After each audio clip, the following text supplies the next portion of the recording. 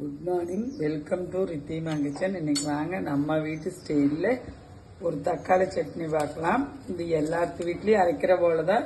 வாங்க நம்ம வீட்டில் பார்த்துக்கலாம். நான் வடக்கல் வச்சு எண்ணெய் ஊற்றிருக்கிறேன். 2 ஸ்பூனு மிளகா போட்டுக்கிறேன். வர மிளகா நம்ம வீட்டுக்கு காரத்துக்கு வந்து ஒரு 7 மிளகா போட்டிருக்கேன். அது 2 பூண்டு, ஒரு பெரிய வெங்காயம் எடுத்து வச்சுருக்கேன். அதுவும் போட்டு போகிறேன்.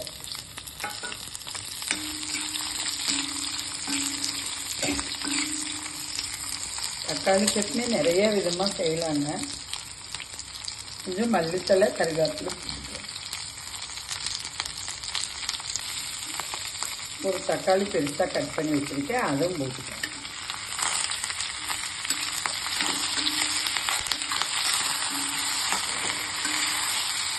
நான் டைம் வந்து சட்னிக்கு தேவையான அளவு உப்பு போட்டிருக்காங்க. அப்போ வேகம் ஒன்றும் வணங்கி கிடைக்கும். நம்மளுக்கு கண்ணாடி பதம் வர்றதுக்கு அடுத்த பதம் வணக்கி எடுத்துட்டோம்னா சட்னி நல்ல டேஸ்ட்டாக இருக்கும். இந்த சட்னி கண்ணாடி பதத்தில் ஒரு டேஸ்ட்டாக இருக்கும். கொஞ்சம் ப்ரௌன் ஷேடு வரும்போது ஒரு டேஸ்ட்டை கொடுக்கும். பாருங்கள், 5 ஸ்பூனில் வந்து நான் ஒரு ஸ்பூனு கம்மியாகவே நான் வந்து மல்லி எடுத்துக்கிறேன். அது இதில் போட்டுக்கிறேன்.